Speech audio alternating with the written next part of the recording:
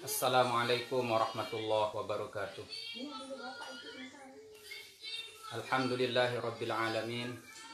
Wassalatu wassalamu ala asyrafil anbiya'i wal mursalin sayyidina wa maulana Muhammad wa ala alihi wa sahbihi ajma'in. Qala rabbi shrah li sadri wa yassir li amri wahlul 'uqdatam min lisani yafqahu qawli. Bismillah ma syaa Allah la yasuqul khair illallah. Bismillah ma syaa Allah la yasrifu su'a illallah. Bismillah ma syaa Allah ma kana min ni'matin faminallah.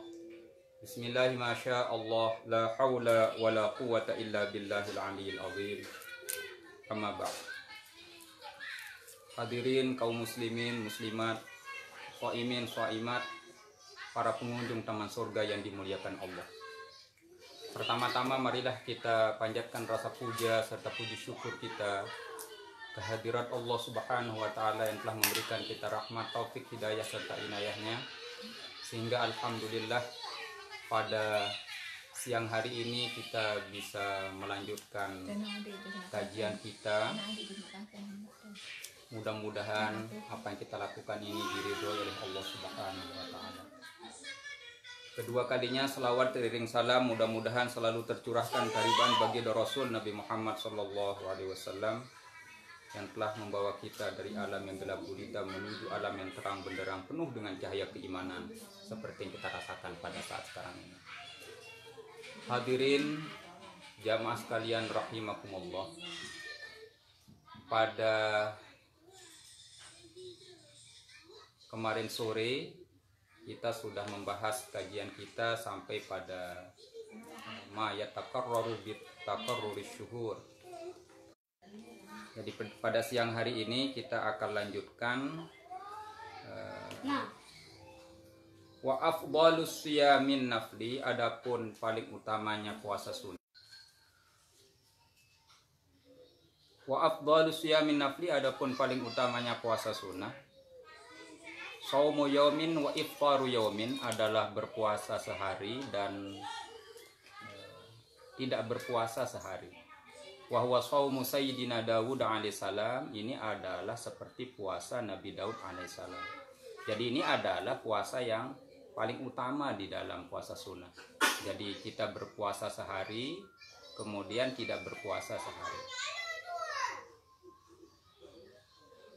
Kemudian kita lanjutkan, ada puasa itu adalah yang dimakruhkan. Seperti ifradu yaumil jum'ati awis sabti awil ahadi. Jadi puasa yang makruh itu adalah ketika seseorang melakukan puasa, menyendirikan puasa hanya pada hari Jumat saja, atau puasa pada hari Sabtu saja, awil ahadi, atau puasa pada hari Ahad saja. Wa shaumud dahri liman yakhafud dharara, atau puasa bagi orang yang puasa setahun penuh bagi orang yang takut akan kemudaratan dirinya. Nah, ini adalah puasa untuk mereka yang tidak mampu untuk melakukan tidak puasa setahun penuh. Jadi kalau memiliki kemudaratan maka itu adalah bisa menjadi makruh.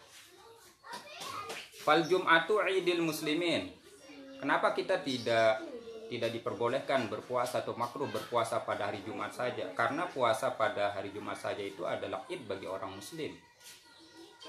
Kemudian wasabtu idil yahudi, kemudian hari Sabtu itu adalah idnya bagi orang Yahudi. Wal ahadu idin nasara, dan hari Ahad itu adalah hari id untuk orang Nasrani. Oleh karena itu maka ketika seseorang melakukan ibadah puasa hanya menyendirikan saja pada hari-hari tertentu itu, maka itu bisa menjadi makruh. Oleh karena itu jamaah sekalian rahimakumullah, semestinya puasa ini adalah disambung dengan hari-hari setelahnya. Jadi misalkan menyambung hari Jumat dengan hari Sabtu dan seterusnya, sehingga dia tidak menjadi makruh. Yang keempat adalah puasa itu bisa menjadi haram, ya. Dan puasa yang haram ini bisa terbagi menjadi dua bagian. Yang pertama adalah haramun ma'as sihhati, itu adalah puasa yang haram tapi sah puasanya.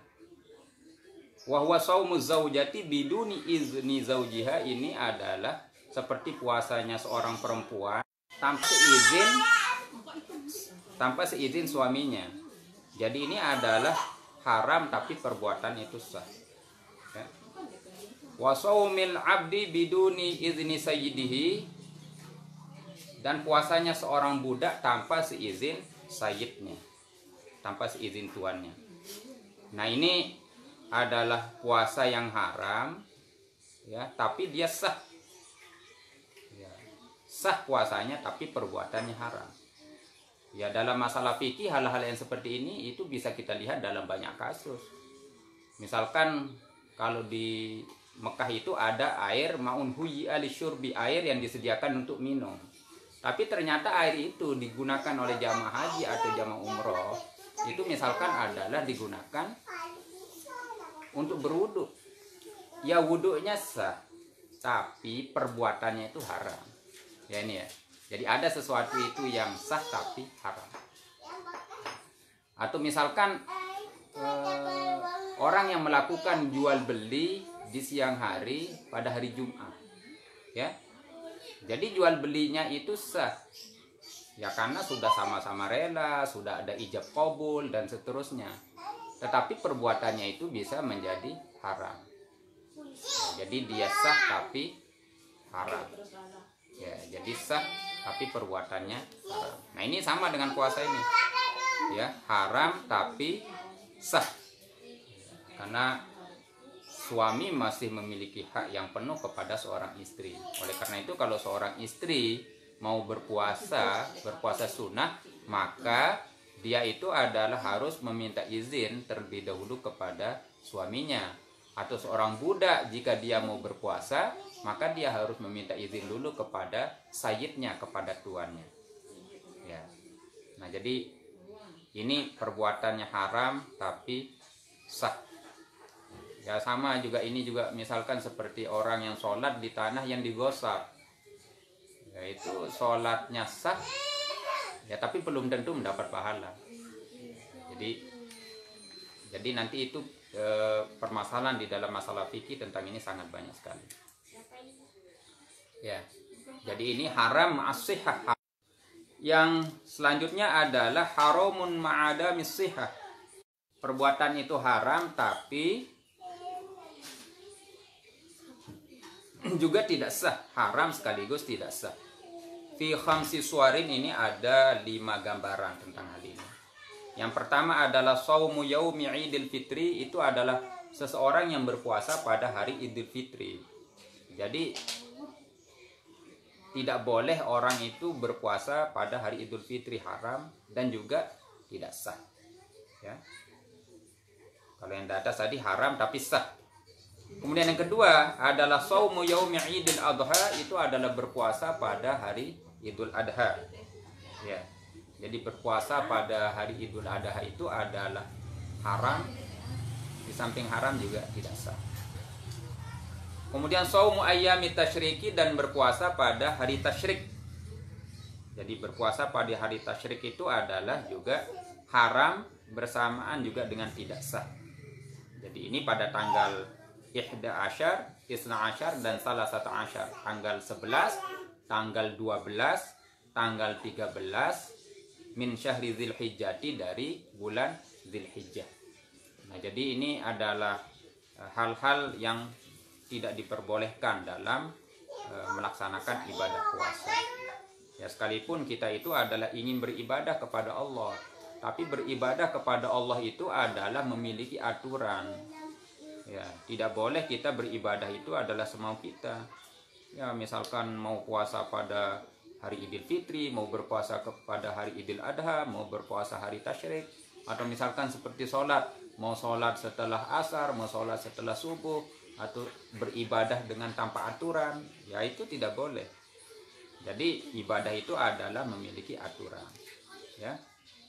Kemudian shaumun nisfil akhir min Sya'bana, kemudian adalah berpuasa pada nisfil akhir, pertengahan akhir, min Sya'bana, dari bulan Sya'ban. Jadi tidak boleh seseorang melakukan ibadah puasa itu ya kalau sudah selesai nisfu Sya'ban.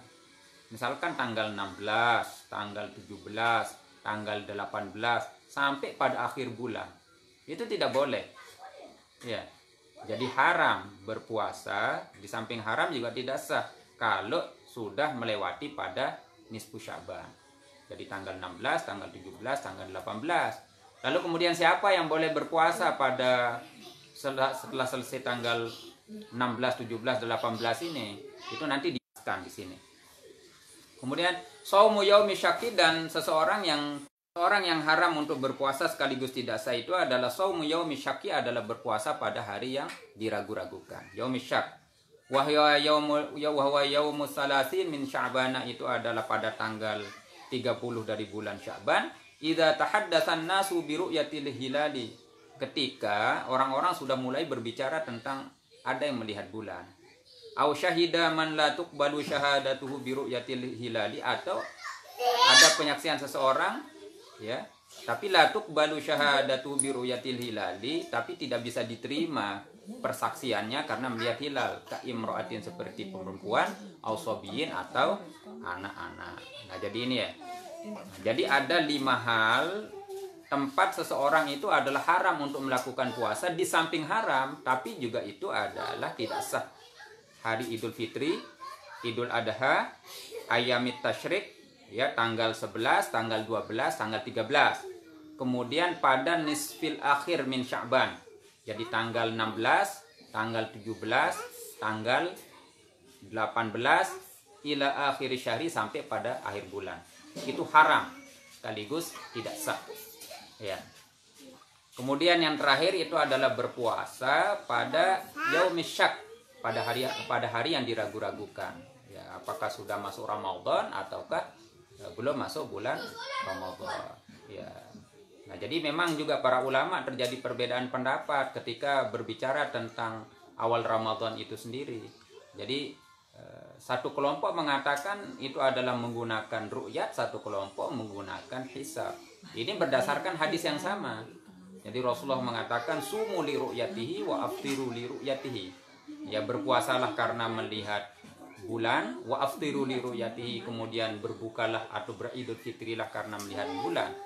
Ya, fa in huma alaikum, jadi kalau terjadi mendung atau tidak kelihatan bulan itu, maka fa'akmilu salasina iddah, maka kemudian sempurnakanlah bulan itu menjadi 30. Nah, di mana letak perbedaan ru'yah di sini? Perbedaan ru'yah di sini adalah ketika kita melihat mana media informasi awal dan siapa yang dikonfirmasi. Sebagian kelompok bahwa bulan itu adalah menjadi media informasi. Setelah orang melakukan ru'yah, melihat terhadap bulan, maka kemudian setelah di ru'yah itu maka dikonfirmasi kepada rumus. Ya. Nah, maka di sini rumus itu adalah setelah melakukan ru'yah. Tapi ada sebagian orang menjadikan rumus atau kalkulator itu adalah menjadi media informasi. Jadi rumus itu adalah media informasi pertama setelah menemukan. Jadi setelah menemukan informasi pada rumus itu baru dikonfirmasi kepada bulan. Nah, jadi ini masalahnya adalah mana media informasi dan siapa yang dikonfirmasi. Nah, inilah kemudian letak terjadinya perbedaan pendapat para ulama tentang kapan memulai ibadah puasa dan kapan beridul fitri.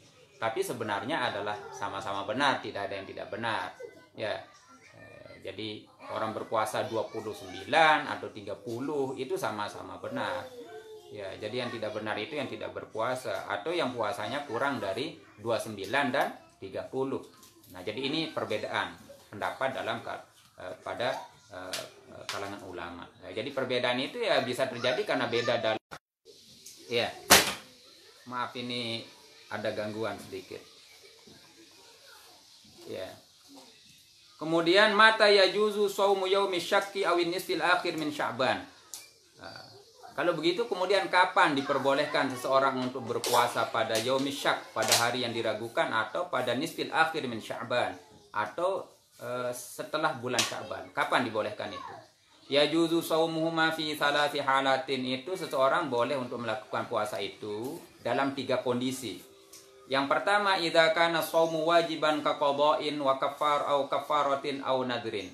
itu adalah pertama yang boleh melakukan ibadah puasa setelah nisfu itu adalah orang yang masih memiliki hutang puasa qadha. Jadi puasa qadha harus dilakukan ya kapan saja itu. Jadi qadha au kafaratin atau kafarot, maka juga harus boleh dilakukan setelah nisfu au nadrin atau karena nazar. Ya, jangan sampai kemudian kita sudah selesai nisfu tapi ternyata ada ibadah puasa yang belum kita lakukan. Kalau itu masuk kepada bulan selanjutnya, maka nanti seperti saya bilang kemarin, bahwa dia tidak cukup hanya melaksanakan ibadah puasa saja, tapi dia dikenakan sanksi, yakni membayar fidyah. Fidyahnya 1 mud atau sekitar 6,5 on, atau ya dilebihkanlah sekitar 7 on dan sekian. Dan itu diberikan kepada fakir miskin. Itu ya. Tapi itu diberikan juga seperti saya katakan kemarin, tidak boleh diberikan kepada banyak orang. 1 mud itu diberikan kepada 1 orang. Kalau satu orang diberikan banyak mud ya, sekian on, tidak ada masalah. Yang jadi masalah itu adalah ketika dibagi-bagi 1 mudnya. Itu kata para ulama dalam bidang fikih. Yang kedua, idza kanat lahu sunnatun mu'tadatun. Apabila jika ada seseorang ini adalah melakukan ibadah sunnah yang dibiasakan, kasaumil isnaini awil khamisi, misalkan seseorang ini terbiasa puasa pada hari Senin dan Kamis, ujuk-ujuknya kemudian ketemu dengan nisfu dan seterusnya, boleh tidak orang berpuasa setelah nisfu itu? Ya, boleh. Jadi boleh orang berpuasa pada tanggal 16, tanggal 17, tanggal 18 ila akhir syahri, sampai akhir bulan, jika orang ini terbiasa melakukan ibadah puasa pada Senin, Kamis, atau puasa Nabi Daud dan seterusnya. Ya. Jadi ini syarat yang kedua, seseorang boleh melakukan ibadah puasa setelah akhir min Sya'ban. Yang ketiga, idza wasala nisfasani bima qablahu. Jadi yang boleh itu adalah idza wasala nisfasani, jika wasala nisfa menyambung seseorang an nisfasani kepada pertengahan ya, bima qablahu dengan sebelumnya. Jadi kalau dia menyambung dengan sebelumnya boleh. Dengan gambaran apa? Bi ansoma yauma 15. Dengan gambaran misalkan orang ini berpuasa pada tanggal 15. Maka boleh dia berpuasa pada tanggal tanggal 16, tanggal 17 sampai akhir bulan. Boleh. Kalau dia itu adalah menyambung puasanya dengan sebelum tanggal 16. Ini juga dikatakan di dalam kitab-kitab fikih seperti itu, misalkan di Ainatul Talibin, Fathul Mu'in dan seterusnya. Ya, jaza hakadha ila akhir syahri dan seterusnya. Nah, jadi ini ketentuan yang harus kita pelajari secara bersama-sama tentang kadang-kadang di tengah-tengah masyarakat ada informasi bahwa mengatakan tidak boleh dan tidak sah dan haram orang berpuasa setelah nisfu. Jadi itu memang benar dan itu adalah haram sekaligus tidak sah jika tidak melalui 3 hal yang tadi. Jadi jika satu adalah dia itu adalah kalau puasa wajib, puasa qadha, puasa nazar boleh. Ya, itu tidak haram. Atau orang ini terbiasa puasa Senin Kamis ketemu dengan tanggal 16 boleh. Itu ya. Atau orang ini menyambung ibadah puasanya sebelum tanggal 16. Ya, jadi tanggal 15, 16 dan seterusnya. Maka ini adalah juga tidak haram bagi mereka untuk melakukan ibadah puasa ini. Nah, jadi ini kelanjutan kajian kita yang kemarin, bahwa puasa itu jadi ada 4 model. Yang pertama adalah kalanya dia wajib, yang kedua ada kalanya dia sunnah, yang ketiga ada kalanya dia makruh, yang keempat ada kalanya puasa itu adalah menjadi haram. Ya, jadi ini sambungan yang kemarin. Syurutu sihhati shaumi, adapun syarat-syarat sahnya puasa, ai idza tawaffarat hadhihi syurutu shahha shaum. Artinya jika terpenuhi hadhihi syuruti, apa syarat-syarat ini, shahha shaumu, maka sah puasanya. Wahya arba'atun, itu syarat-syaratnya ada 4. Jadi syarat sahnya puasa itu ada 4. Al-Islamu yang pertama Islam. Fayustaratu maka disyaratkan ayyakuna harus ada siapa man musliman adalah dalam keadaan muslim jami'an nahari pada semua harinya. Jadi syarat yang pertama puasa itu Islam. Falaw irtadda lahzatan wahidatan batala shaumuhu. Jika seseorang ini adalah murtad walaupun hanya sebentar saja, batala shaumuhu maka batal puasanya. Nah, jadi syarat mutlak itu adalah Islam. Yang kedua al-aqlu adalah berakal. Fayushtaratu ayyakuna akilan maka disyaratkan bagi orang yang berpuasa itu akilan harus berakal, mumayyizan dan juga tamyiz. Jadi tamyiz ini ya kalau dalam gambaran fikih bisa makan sendiri, kemudian mandi sendiri gitu ya. Kemudian ya cebok sendiri dan seterusnya itu tamyiz itu bisa membedakan yang bahaya dan tidak bahaya itu sudah tamyiz akil. Jami'an nahari pada kesemua harinya. Ya, walau junna walau lahzatan wahidatan tapi jikalau gila seseorang itu lahzatan wahidatan walaupun hanya sebentar, batala shaumuhu maka menjadi batal puasanya. Tapi kalau dia gila kemudian walaupun dia sebentar maka batal puasanya. Ya, ini orang berakal. Ya, makanya kalau orang yang tidak punya akal itu dia tidak kena taklif. Makanya di dalam hadis dijelaskan rufi'al qalam an salasatin. Pena itu tidak diangkat oleh Allah itu kecuali dari 3 hal. Itu ya. Anis Anis shabi hatta yahtalima. Anak kecil sampai dia bermimpi balik. Ya, jadi kalau sudah yahtalim bermimpi itu maka itu adalah ya. Jadi mimpinya tapi mimpi keluar sperma bukan mimpi yang lain-lain. Tapi kalau sudah dia mimpi keluar sperma maka dia sudah wajib untuk melakukan ibadah puasa sekalipun, tapi harus dibuktikan dengan keluar sperma juga sekalipun dia masih belum hadut taklif, batasan untuk kena taklif. Atau orang head sudah keluar head ya dia sudah wajib. Tapi bagaimana kalau dia tidak mimpi keluar sperma kemudian belum head dan seterusnya, ya batasannya itu sudah berusia 15 tahun. Kalau sudah usianya 15 tahun, keluar sperma maupun tidak sperma, mimpi basah dan tidak basah, ya sudah wajib berpuasa. Itu ya. Jadi yang tidak diangkat pena itu dosa itu tidak dicatat itu 3 hal. Ya. Ini shabi hatta yahtamila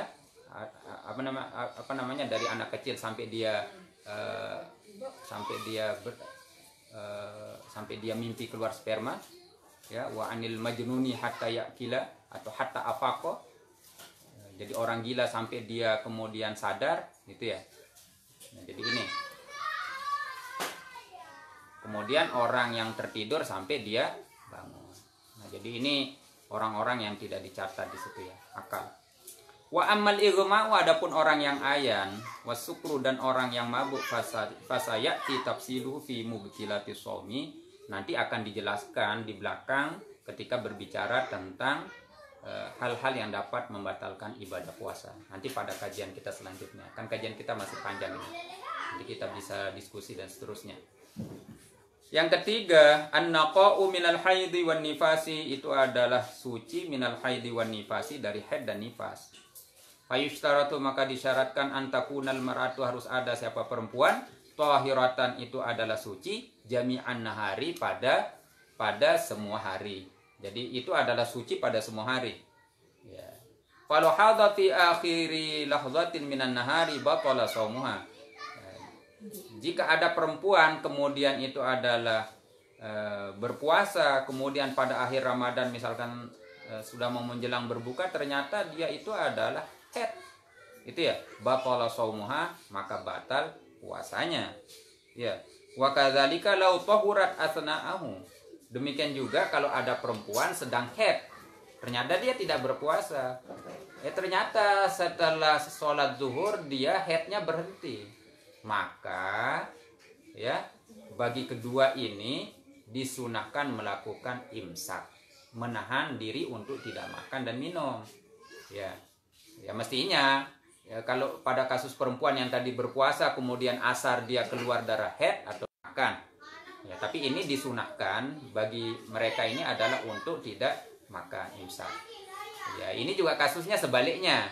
Sebaliknya perempuan yang dalam keadaan haid, tapi kemudian di pertengahan hari dia kemudian itu adalah suci, maka dia juga disunahkan untuk melakukan imsak, ya. Sunahkan untuk melakukan imsak. Nah kok. Kemudian yang keempat, al-ilmu bi kaunil waqti qabilan lis-shaumi.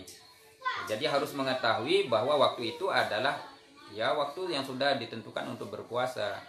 Artinya ya'lama anna al-yawma alladhi yuridu ay yasumahu yasihu fi shaum bi allam yakun minal ayyam allati nuhiya 'anis siyami fiha. Jadi kita juga mengetahui bahwa ini adalah waktu untuk kita berpuasa. Makanya kalau dalam ibadah itu kita tidak boleh sembarangan. Jadi dalam melakukan ibadah itu kita harus betul-betul mengetahui kalau itu sudah waktunya masuk.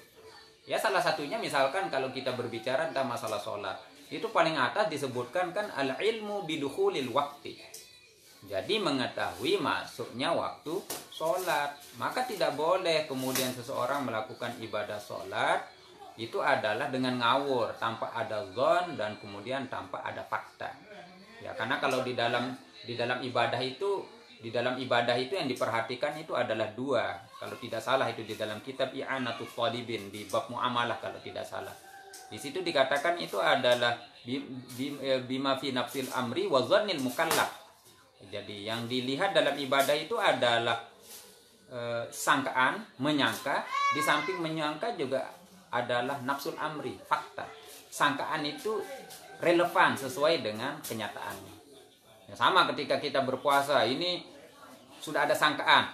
Ini sudah waktu berbuka apa belum? Waktu berbuka apa belum? Kemudian saya berbuka. Ternyata setelah itu radionya bilang, selamat berbuka untuk Anda yang berada di daerah Nusa Tenggara Timur dan sekitarnya. Gitu misalnya. Nah ini kan menjadi masalah ini. Kenapa menjadi masalah? Ya karena sangkaan zonnya tidak relevan dengan faktanya. Jadi mestinya ketika berpuasa itu adalah harus sama sangkaan dengan kenyataan. Sholat juga sama, harus bersamaan antara sangkaan dan kenyataan. Jangan ketika kita sholat kemudian ternyata itu adalah belum masuk waktunya sholat. Itu ya. Jadi tidak boleh ngawur itu. Nah, jadi ini syarat sahnya puasa berarti itu adalah ada 4. Yang pertama adalah Islam, yang kedua adalah berakal, yang ketiga adalah harus suci. Harus suci dari haid dan nifas, bukan suci dari junub. Ya, kalau orang junub ya tetap sah saja puasanya. Ya. Misalkan ada orang melakukan senggama dengan istrinya atau dia junub di malam hari, ternyata sampai menjelang subuh masih belum mandi junub, ya itu tetap sah puasanya asalkan dia sudah berniat. Ya kalau nanti junub itu menjadi batal puasa, itu kan bagaimana kalau ada seorang laki-laki yang mimpi basah pada siang hari Ramadan, itu batal, itu kan jadi batal. Jadi junub itu tidak membatalkan puasa asalkan tidak melakukan junub dengan sendirinya. Loh kalau dia melakukan onani ya batal. Ya, jadi dia bermain-main dengan kemaluannya sendiri kemudian keluar sperma ya batal. Ya. Tapi kecuali kalau dia tertidur ternyata keluar sperma ya tidak batal. Atau karena sakit demam kemudian dia keluar sperma ya tidak batal karena tidak disengaja. Yang menjadi batal itu ketika disengaja. Nanti kita akan bahas di bab mubtilatis shaum. Ya. Jadi ini kemudian harus mengetahui ilmu tentang bahwa ini adalah waktu untuk berpuasa. Itu syarat sah puasa. Selanjutnya syurutu wujubis shaumi, adapun syarat wajibnya berpuasa. Kali ini sekarang syarat wajibnya. Kalau di atas tadi itu adalah syarat sahnya. Artinya idza tawafarat hadhihi syurutu wajabas shaumu wa hiya khamsatun. Idza tawafarat apabila terpenuhi hadhihi syurutu apa syarat-syarat ini, wajabas shaumu maka wajib apa puasa, wa hiya khamsatun dan itu adalah ada 5 hal, ada 5 syarat. Yang pertama al-islamu, Islam. Fala yukhatabu bihil kafiru fid dunya, maka tidak dikhitab siapa orang yang kafir fid dunya di dunia. Ya. Jadi orang kafir tidak kena khitab tentang ibadah puasa ini. Ya. Jadi tidak kena khitabnya bukan berarti dia besok tidak kena sanksi, dia kena sanksi. Ya. Karena kalau orang kafir ini melakukan ibadah puasa, itu adalah menjadi tidak sah karena masih belum iman. Ya. Tapi buktinya kalau dia itu adalah kena sanksi besok di akhirat, kita lihat di dalam bab sholat misalkan. Di situ dikatakan masalah kakun fis saqor, wahai orang-orang kafir, apa yang menyebabkan kalian masuk ke dalam neraka sakor? Mereka mengatakan qalu lam nakum minal musallin. Dulu kami di dunia tidak melakukan sholat. Nah ini berarti dia sebenarnya itu adalah terkena kewajiban sholat, tapi kewajiban itu adalah menjadi tidak sah karena syarat-syaratnya yang belum terpenuhi. Itu ya. Wa amal murtadu, adapun orang yang murtad, fayajibu alaihi, maka wajib alaihi atas orang murtad al-qada'u, apa mengqada, idza raja'al islami, apabila dia masuk Islam. Kalau orang yang murtad, kalau dia kembali kepada Islam, maka dia itu adalah wajib mengqada puasanya. Kenapa? Taghlizan alaihi, karena dia itu adalah berbuat salah. Ya, jadi karena telah melanggar. Ya, jadi kalau orang murtad, jadi kalau dia murtad, wajib untuk wajib untuk mengqada puasanya. Sekalipun ketika dia murtad itu, misalkan kata para ulama itu dia gila. Mestinya kan orang yang gila itu kan mendapatkan dispensasi, rukhsah, ya, keringanan. Tapi karena rukhsah itu tidak diberikan kepada orang yang maksiat, ya, makanya itu kan nanti ada itu maksiat itu ya. Ada yang asin bis safar, ada yang asin bis safar. Misalnya dalam bab rukhsah perjalanan bagi orang musafir itu ada namanya orang yang maksiat dengan perjalanannya. Ada orang yang maksiat di tengah-tengah perjalanan. Itu nanti ada tersendiri itu. Ya, jadi orang yang asin itu tidak mendapatkan dispensasi. Ya, ini orang yang murtad ini tidak dapat dispensasi. Mestinya kalau dia itu adalah gila, ya dia tidak wajib puasa. Tapi karena dia itu gila setelah dia murtad, bukan gila normal biasa. Nah, ini yang pertama, al-Islam. Yang kedua adalah at-taklif. Artinya ayyakuna balighan akilan, harus ada orang ini adalah balik, akilan juga berakal. Jadi itu adalah at-taklif, ya, balik dan berakal. Wa ammas sabiyyu, maka adapun anak-anak, fayajibu ala waliyi amrihi ayyamurahu bisawmi li sab'i sinina, maka wajib bagi walinya itu adalah memerintahkan kepada anak ini, ya, agar dia berpuasa kalau dia sudah berumur 7 tahun. Jadi kalau anak sudah berumur 7 tahun, maka bagi seorang bapak itu adalah wajib memerintahkan anaknya untuk belajar berpuasa. Wa yadribahu, dan dipukul anak itu, tapi mukulnya itu adalah ghairu mubarrihin, tidak melukai. Jadi itu adalah memukulnya itu adalah karena kasih sayang dan karena karena ingin memberikan pelajaran. Idza tarakahu, itu adalah jika dia meninggalkan puasa itu atau sholat misalkan itu ya, li'ishri sinina, kalau sudah berumur 10 tahun, in ataqahu, jika dia sudah mampu untuk berpuasa. Jadi kalau orang itu sudah mampu, maka wali ini wajib memerintahkan anaknya untuk berpuasa. Jangan dibiarkan. Ya, makanya kadang-kadang kita berpikir, siapa sebenarnya orang yang mandul itu? Jadi kalau kita lihat itu sebenarnya orang mandul itu bukan orang yang tidak punya anak sebenarnya. Ya. Jadi orang mandul itu mestinya dikatakan itu adalah orang yang punya banyak anak, tapi anaknya tidak ada manfaat baginya. Ya. Jadi anaknya tidak satupun yang punya manfaat kembali kepada dirinya. Ada orang mungkin tidak punya anak tapi muridnya banyak. Ya. Ya, itu adalah anaknya juga namanya. Nah, ini kita berhati-hatilah. Mari kita sama-sama mendoakan diri kita, keluarga kita, dan anak kita mudah-mudahan menjadi orang-orang yang soleh. Nah, ini ya. At-taklif. Yang ketiga adalah al-itaqah, ay al-qudratu alaihi, mampu alaihi atas shaum. Ya, jadi mampu untuk berpuasa. Wal itaqatu takunu hissan wa syar'an, dan mampu itu ada kalanya itu adalah mampu secara hissi, secara indrawi, dan secara syar'i. Secara hisi artinya apa? Fala yajibu 'ala syekhil harami wal marid alladzi la yurjabuhu. Maka tidak wajib berpuasa bagi orang yang sudah tua renta, yang sudah tua sekali, atau wal marid alladzi la yurjabuhu, atau orang yang sakit yang tidak ada harapan untuk sembuh. Nah, kalau orang yang seperti ini, maka ya tadi caranya itu adalah seperti yang kita bahas kemarin, dibayarkan fidyahnya. Jadi orang yang tua tidak mampu berpuasa ya dibayarkan fidyah. Jadi orang yang sakit yang tidak mampu berpuasa dan sakitnya tidak ada harapan untuk sembuh ya dibayarkan fidyah. Itu ya. Jadi dibayarkan fidyah. Ya.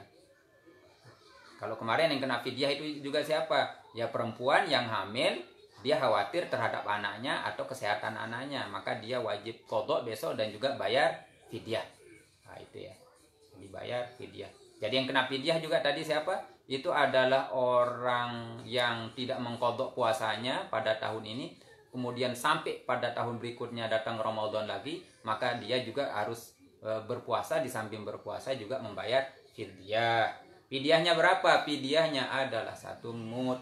1 mud itu sekitar 6,5 on atau 7 on. Itu ya. Itu apa namanya, hisan. Yang kedua adalah al-itaqah secara syar'an. Fala yajibu, maka tidak wajib, alal haidhi wan nufasai, maka tidak wajib puasa itu bagi orang haid dan tidak wajiban puasa bagi orang yang haid dan nifas ini nanti akan diganti pada hari-hari setelahnya. Ya. Kemudian syarat selanjutnya, ya, syarat wajib puasa itu selanjutnya adalah as-sihhah, itu adalah sehat.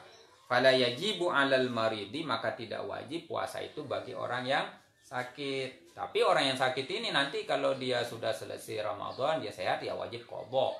Ya wajib qadha. Ya. Jadi wajib qadha. Wala yajibu 'alaihi tabyitun niyah in wajadal marada, dan tidak wajib terhadap orang yang sakit ini membermalamkan niat in wajadal marada, jika dia menemukan rasa sakit qoblal fajri, sebelum fajar. Misalkan sebelum fajar dia merasakan sakit, maka orang ini tidak wajib untuk melafadzkan niat, mentabyid, membermalamkan niat. Karena niat itu harus dibermalamkan, tidak boleh tidak dibermalamkan. Karena Rasulullah yang bilang, malam yubayyitin niyata fala siyama lahu. Siapa yang tidak bermalamkan niat, maka tidak ada puasa baginya. La yasihu, tidak sah puasanya. Itu jadi harus dibermalamkan dalam mazhab Imam Syafi'i. Itu ya.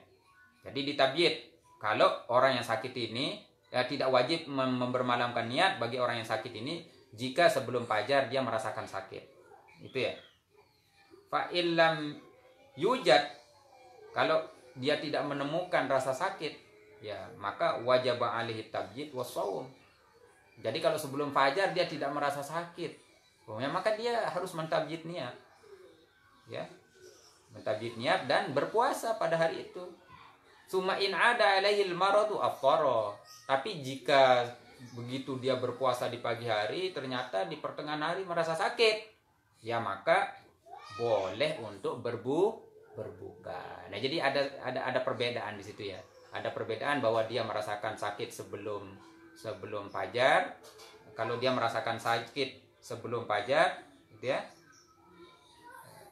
maka boleh tidak mentabyidnya. Tapi kalau dia tidak merasakan sakit sama sekali, maka dia adalah harus membermalamkan niat dan harus berpuasa pada hari itu. Dan jika dia pada pertengahan hari itu merasakan sakit, maka boleh untuk tidak meneruskan ibadah puasanya dan diqadha pada hari yang lain. Ya. Ya. Wa dhabitul maradi, adapun standar sakit al-mubihi lil fitri, yang diperbolehkan untuk tidak berpuasa, huwa alladzi yukhafu minhul halaku. Itu adalah orang kalau dia berpuasa khawatir dia akan binasa. Ya, ini kalau dengan berpuasa itu dia akan binasa, maka itu adalah boleh dia tidak berpuasa. Ini jadi standar sakitnya itu adalah halak. Ya, jadi bukan kudisan itu ya. Jadi bukan itu. Au ta'akhurus syifa, atau khawatir kalau dia dengan berpuasa itu dia akan agak lama sembuhnya. Ya, boleh dia tidak berpuasa. Au ziyadatul maradi, atau akan bertambah sakitnya. ya. Nah, jadi ini standarisasi orang-orang yang boleh tidak berpuasa pada Ramadan itu. Ya. Al-iqamatu, dan syarat wajibnya berpuasa itu juga adalah al-iqamah. Ya, jadi orang yang mukim. Fala yajibu 'alal musafiri, maka tidak wajib apa puasa 'alal musafiri kepada orang yang musafir, alladzi yusafiru safaron tawilan. yakni mereka yang melakukan perjalanan yang panjang. Ya, misalkan seperti 82 km dan seterusnya. Jadi ini kenapa? Ya karena di situ dia menemukan masyaqqah, menemukan rasa capek. Jadi kalau di situ menemukan rasa capek, maka boleh orang untuk tidak melaksanakan ibadah puasa. Jadi masyaqqah, ada rasa capek. Jadi standarnya itu adalah ya sekitar 80 sekian kilo.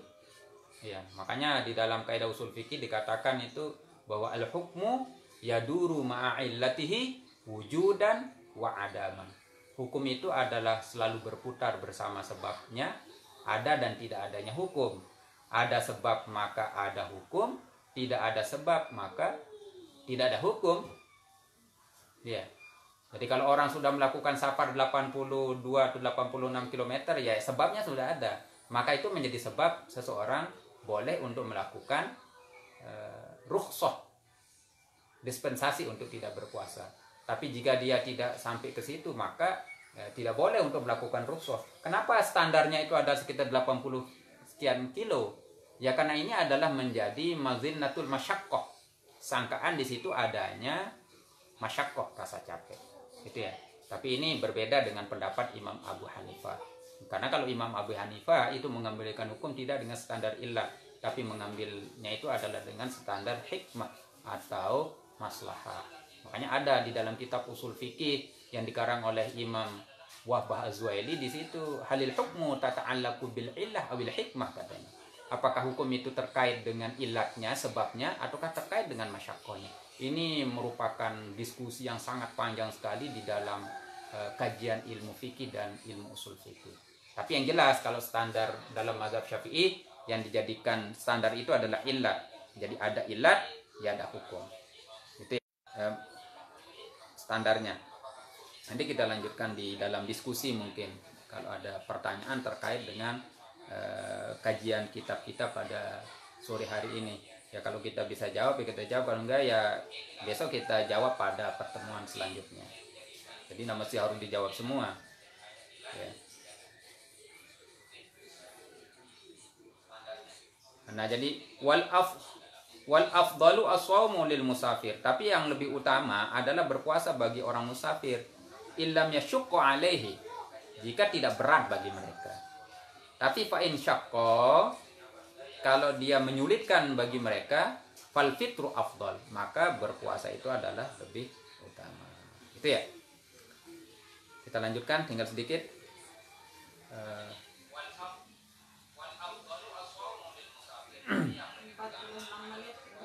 46 menit. Lanjutkan sedikit. Ya. Arkanus shaumi isnani. Ya mungkin karena sudah hampir mendekati tentang ini, nanti mungkin bisa kita selahi dengan tanya jawab dan seterusnya. Arkanus shaumi isnani, adapun rukun berpuasa itu ada dua. Ar-ruknul awalu, adapun rukun yang pertama an-niyatu adalah niat. Sawaun akana fardhon aw naflan, sama saja puasa itu adalah puasa fardu atau puasa sunat. Liqauli Nabi sallallahu alaihi wasallam, berdasarkan sabda Nabi Muhammad sallallahu alaihi wasallam, innamal a'malu binniyat, sesungguhnya setiap perbuatan itu tergantung niatnya. Wa tajibun niyatu, dan wajib apa niat, likulli yaumin, pada setiap niyatu, dan wajib apa niat pada setiap hari bulan Ramadan. Nah ini dalam mazhab Syafi'i itu wajib niat itu setiap malam. Kenapa? Ya karena itu adalah kalau misalkan di dalam kitab Kifayatul Akhyar atau dalam kitab Baijuri dijelaskan, karena puasa itu adalah ibadatun mustaqillatun, katanya, ibadah yang tersendiri. Maka oleh karena itu jadi harus berniat setiap malam.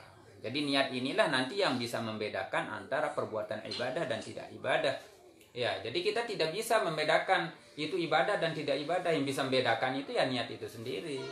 Jadi misalkan seperti orang yang wudhu tidak niat ya wudhunya tidak sah, sholat tidak niat ya sholatnya tidak sah, haji tidak niat ya hajinya tidak sah, iktikaf tidak niat ya walaupun kejengker ke masjid ya itu tidak dikatakan sebagai iktikaf. Ya, jadi dia harus niat. Jadi iktikaf. Kalau tidak niat ya tidak bisa membedakan apakah itu adalah ibadah. Mandi junub tapi tidak niat ya tidak sah, tayamum ya dan seterusnya. Sampai banyak sekali itu ya.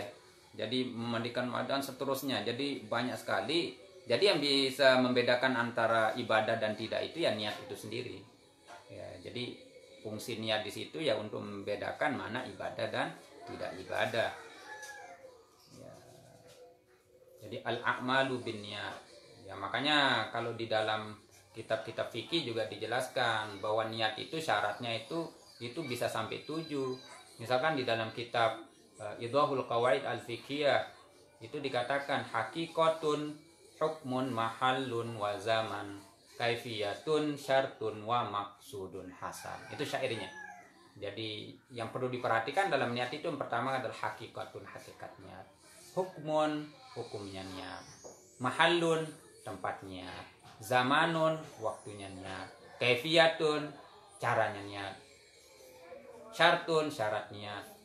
Ya, hakikatun, hukmun, mahallun wa zaman, kaifiyatun, syartun, syaratnya, wa maksudun dan tujuan nih niat. Jadi itu harus dilihat itu. Jadi ketujuh itu harus dilihat. Jadi hakikatnya apa, tempatnya di mana, zamannya di mana. Nah, ini kita bicara masalah niat aja itu panjang itu. Karena lafaz itu belum tentu niat. Karena lafaz itu ya ucapan. Kalau niat itu ya ada di dalam hati.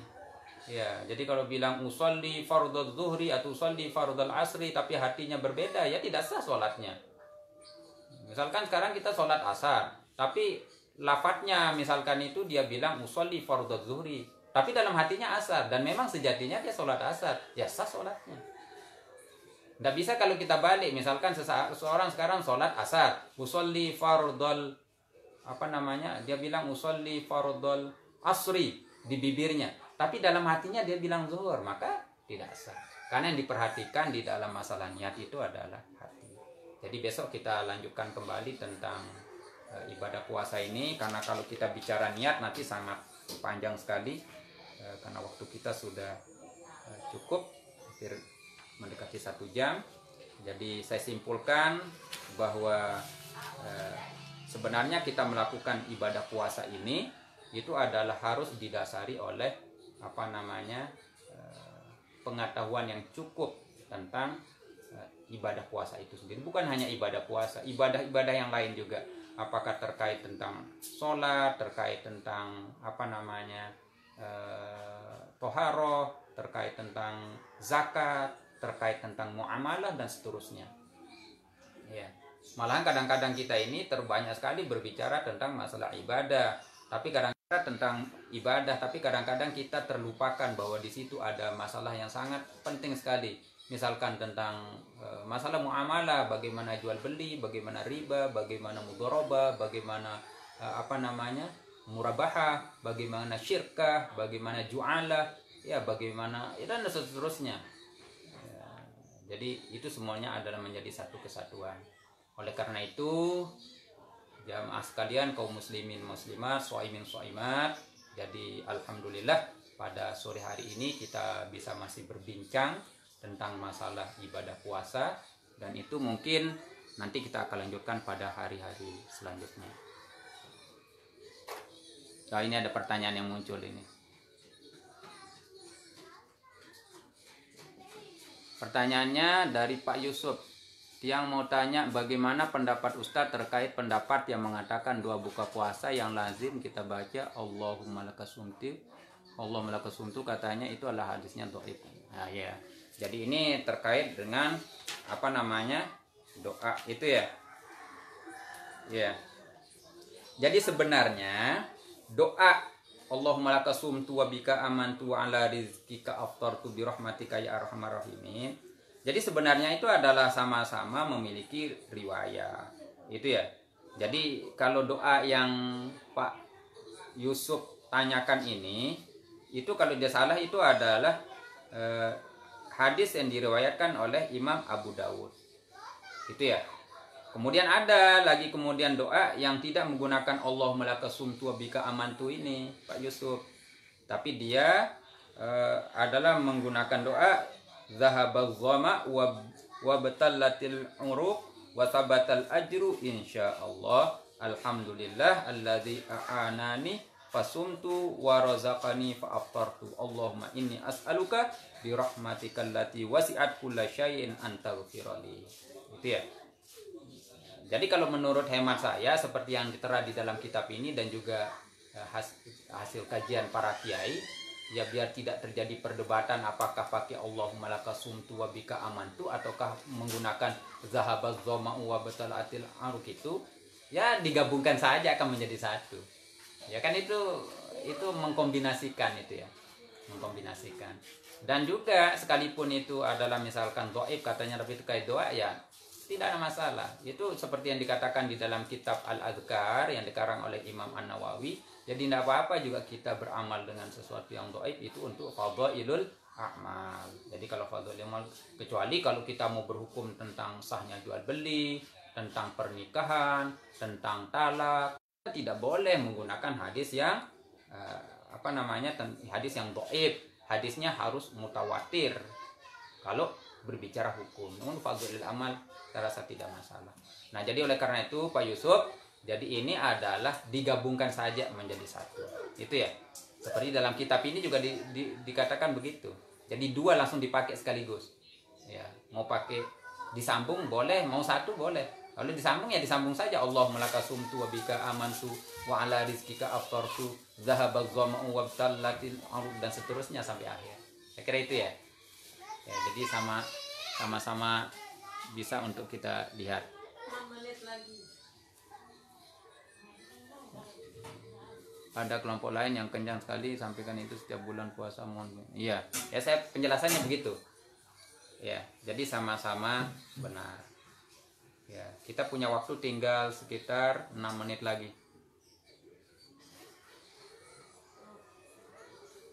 Ya, kalau tidak ada dan saya rasa cukup, insya Allah mungkin besok kita sambung kembali kajian kitab kita.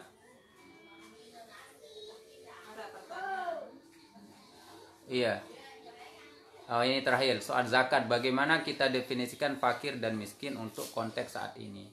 Nah, ini dia. Sekarang ini memang kita sulit untuk kemudian mengklasifikasikan fakir miskin ini. Karena kadang-kadang kita dikirain masyarakat miskin, dikasihkan sumbangan, tapi begitu mau ditempelkan ini adalah keluarga miskin, itu kadang-kadang itu marah-marah itu. Ya. Jadi kita sebenarnya ya mulai untuk istifti kolbak lah, bertanya terhadap hati nurani sendiri, apakah kita miskin ataukah tidak miskin. Tapi yang sulit ini di gas itu ya, ini dari pesantren Sirajul Huda. Jadi kalau gas itu kan gas 3 kilo itu kan untuk masyarakat miskin, tapi semua pakai itu. Ya, jadi ya fakir miskin itu mestinya fakir itu adalah orang yang tidak punya pekerjaan, kemudian juga sehari-harinya tidak cukup. Kalau dalam fikih itu kan fakir. Kalau miskin itu ya orang punya pekerjaan tapi hasil dari pekerjaannya itu tidak cukup untuk dia makan untuk penghidupan sehari-harinya. Itu miskin dalam terminologi fikih. Tapi ketika kita berbicara konteks sosial pada saat ini, ya ini juga menjadi agak rumit. Ya, jadi ini mungkin perlu ditata kembali sebenarnya bagaimana fakir dan miskin dalam kacamata pemerintah dan pemangku kebijakan ini. Sehingga mungkin tidak tumpang tindih di masyarakat. Karena kadang-kadang seperti yang saya katakan tadi, mengaku diri miskin dapat sumbangan, iya itu kemudian mau ditempelkan ini adalah keluarga miskin, itu komplain. Nah, ini kan menjadi masalah yang serius. Ini mungkin yang dapat kita kaji pada sore hari ini. Mohon maaf mungkin masih ada gangguan teknis. Nanti kita sambil lalu perbaiki pada hari-hari selanjutnya. Demikian kurang lebihnya mohon maaf. Wallahul muwaffiq ila aqwamit thoriq. Assalamualaikum warahmatullahi wabarakatuh.